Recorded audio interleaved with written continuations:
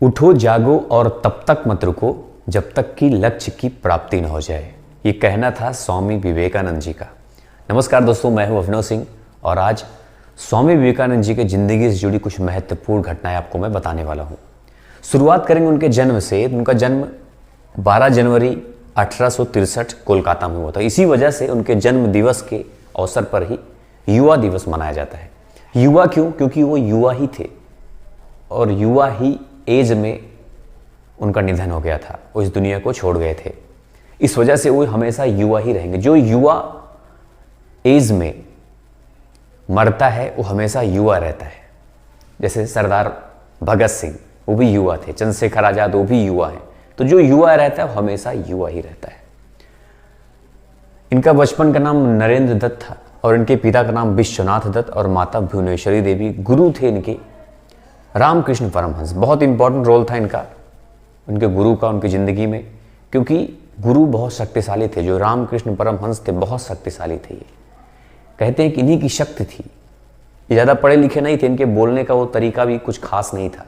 जिनका आउटपुट था, प्रेजेंटेशन था, बिल्कुल लो था, जीरो था इनके गुरु का। लेकिन ज्ञान बहुत था, शक्ति बहुत थी। इनमें क्या था, तेज तो थे ही बचपन से ही बहुत, लेकिन उसके साथ साथ प्रेजेंटेशन बहुत ज़बरदस्त था स्वामी विवेकानंद जी का।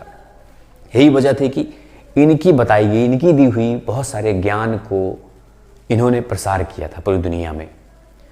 इनके बहुत परम भक्त थे और जैसे होता ना, शिष्यों में भी बेस्ट होता है कोई, तो इनके लिए वो बेस्ट थे स्वामी विवेकानंद जी। पहली मुलाकात में ही, बचपन में छोटे से थे, पहली मुलाकात जब हुई तो सबसे पहला सवाल इनका यही था स्वामी विवेकानंद जी का कि क्या आपने कभी भगवान को देखा है रियल में?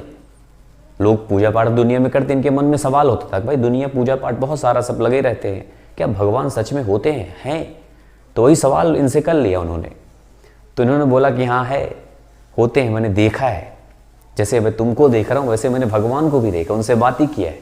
इन्होंने जब ऐसा बोला तो उन पर विश्वास हो गया और फिर उसके बाद आध्यात्म की तरफ इनका रुख होने लगा। इनके पिता चाहते थे कि पढ़ लिख के कुछ बने, ये वकील थे, लेकिन अब इनका मन फिर आध्यात्म की तरफ होने लगा और बढ़ता फिर चला जाता है।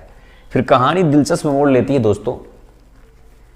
जब शिकागो का जो अमेरिका में इनका स्पीच था, बहुत फेमस है पूरी दुनिया में, आज भी उसी की चर्चा सबसे ज़्यादा होती है। लेकिन उससे पहले ही मात्र 30 साल की आयु में, जरा सोचो, भारत इतने बड़े देश का प्रतिनिधित्व जो करने जा रहा है, मात्र 30 साल का लड़का, 30 साल का लड़का जब किसी देश का, इतने विशाल देश का प्रतिनिधित्व करने जा रहा है, वो भी गुलाम देश। उस वक्त खुद सोच सकते हो, 1893 में भारत ब्रिटिश हुकूमत उस समय, तो आप सोच सकते हो कि कितनी ताकत रही होगी और कितना पॉपुलर इंडिया में वो पहले ही हो चुके थे। बड़े बड़े राजाओं ने, जैसे मैसूर, और इनका जो नाम विवेकानंद था वो राजा अजीत सिंह, जो कि खैत्री, कहते हैं कि वहाँ के राजस्थान के राजा अजीत सिंह थे, इनका नाम उन्होंने दिया विवेकानंद।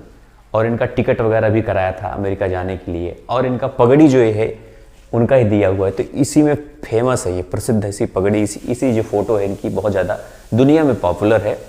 और इनका नाम भी उन्होंने, राजा ने दिया था विवेकानंद, उसके बाद से इनका नाम भी विवेकानंद हो गया नरेंद्र दत्त से।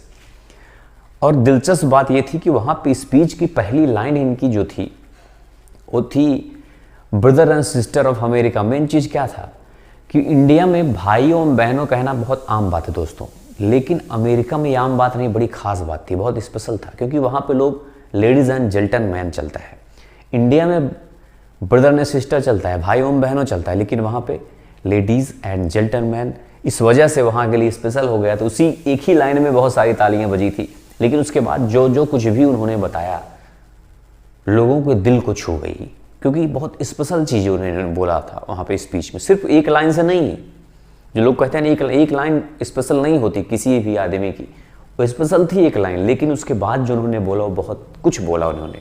वसुधैव कुटुंबकम की बात किया था, बहुत सारी चीज़ें, मतलब लोगों को दर्शन करा दिया एक रियलिटी की कि दुनिया आखिर है क्या इन्होंने। इस वजह से लोग प्रभावित हो गए। पूरे यूरोप में हर जगह इनकी चर्चा होने लगी, और यहाँ तक की चर्चा होने लगी कि इतने भारत जैसे, जिसको ब्रिटिश जिस पर शासन कर रहा है, इतने बुद्धिमान व्यक्ति, इतने शक्तिशाली व्यक्ति वहाँ पे है, तो वहाँ पे क्रिश्चियन मशीनरों को हटा लेना चाहिए।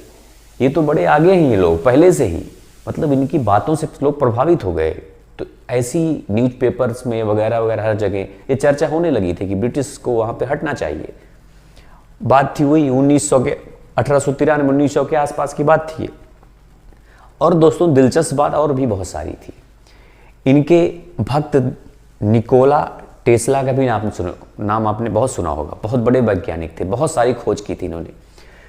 टेस्ला कहते हैं अपने किताब में ही इसका जिक्र किया था उन्होंने कि स्वामी विवेकानंद से जब उनकी मुलाकात नहीं हुई थी, उससे पहले वो इंटेलिजेंट थे, वैज्ञानिक थे, पहले भी बहुत सारी चीज़ें करते थे। स्टूडेंट मतलब मैथ फिजिक्स सब कुछ करते थे, ये फार्मूला वगैरह बनाने में लगे रहते थे। लेकिन इनका कहना था कि जब इनसे मुलाकात हुई उसके बाद इन्होंने जिसमें फंसे हुए थे, जो इनका पूरा नहीं हो रहा था, वो सब कुछ पूरा हो गया था। हजारों इन्वेंशन इन्होंने किया था उसके बाद, हजारों फार्मूला इनका सफल हो गया था उसके बाद।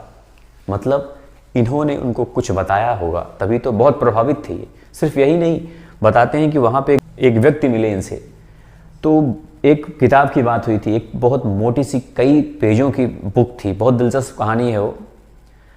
तो वो इंडियन भाषा में थी भी नहीं और इनको भाषा आती भी नहीं थी। मतलब लोगों को क्या मालूम इनको क्या आती क्या नहीं आती। तो इन्होंने कहा कि मैं इसको 1 घंटे में, एक बुक की डिमांड किया कि बुक बड़ा दिलचस्प है, इसको 1 घंटे में मैं दे दूंगा पढ़ के। तो उसने बोला, वो बड़ा विद्वान था, वो उस पर खुद पर नाज भी था कि मैं विद्वान हूँ, खुद को मतलब इनके बराबर ही समझता था कि ये इंडिया के विद्वान है, मैं वहाँ का विद्वान हूँ। तो उसने कहा कि मैं 1 महीने से जिस बुक को पढ़ रहा हूँ अभी तक आधा भी खत्म नहीं हुआ है, उस बुक को 1 घंटे क्या करोगे? बोला 1 घंटे में पढ़ लूंगा। ये बोले और ऐसे कैसे? तो उसने दे दिया। फिर भाई ये समझ के कि तो आदमी पागल है, ठीक है ले जाओ भाई। तो 1 घंटे अपने कमरे में गए। उसके बाद जब 1 घंटे बीता तो वो जाता है कि हो गया 1 घंटा, लो बुक लौटा दी, उसका पढ़ लिया। बोला ऐसे कैसे पढ़ लिया?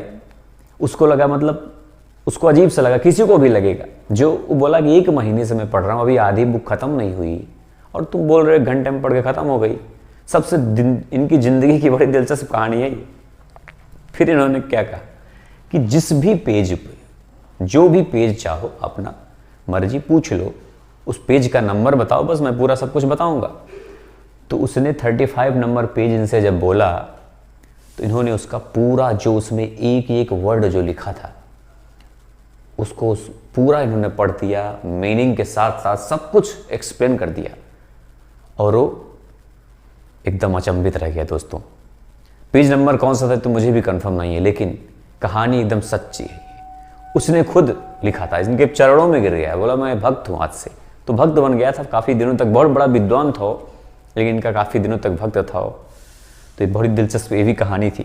उसके बाद की कहानी आपको बताऊं कि जो मेन इंपॉर्टेंट टॉपिक इनके बारे में आपको जानना चाहिए कि रामकृष्ण मठ की स्थापना इन्होंने की थी 1 मई 1897 में। वहाँ से वापस आने के बाद फर्स्ट टाइम जब आए थे तो, और रामकृष्ण मिशन की भी स्थापना इन्होंने की थी।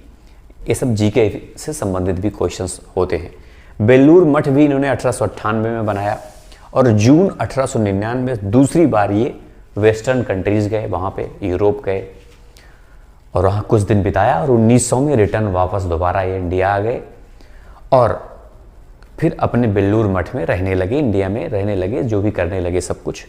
और 4 जुलाई 1902 को कहते हैं ना कि समाधि लोग लेते, मतलब जाके योग करते, समाधि वहाँ पे बैठ गए। पहली बार कहते जिंदगी में वो समाधि लेने गए थे, मतलब बैठे थे, एकांतवास उसको कहते हैं। वहाँ पे बैठे और वहाँ पे बैठे रह गए। कुछ लोगों ने वेट किया थोड़ी देर तक, फिर नहीं मिले, मतलब नहीं निकले बाहर। तो लोग जब गए देखने तो इनका डेथ हो चुका था। और फिर जब भाई पोस्टमार्टम वगैरह कराया गया इनका, तो पता चला कि इनकी दिमाग की एक नस फट गई थी। दरअसल ये बैठ गए थे, अब क्या किया था क्या नहीं किया था। आध्यात्मिक, बहुत ज़्यादा आध्यात्मिक, बहुत शक्तिशाली थे ये। इस बात से आप अंदाज़ा लगा सकते हो कि मात्र 39 साल की उम्र में आज भी इनकी चर्चा हर जगह होती है और बहुत कुछ इन्होंने बता दिया था, बहुत कुछ कह दिया था, बहुत कुछ लिख दिया था।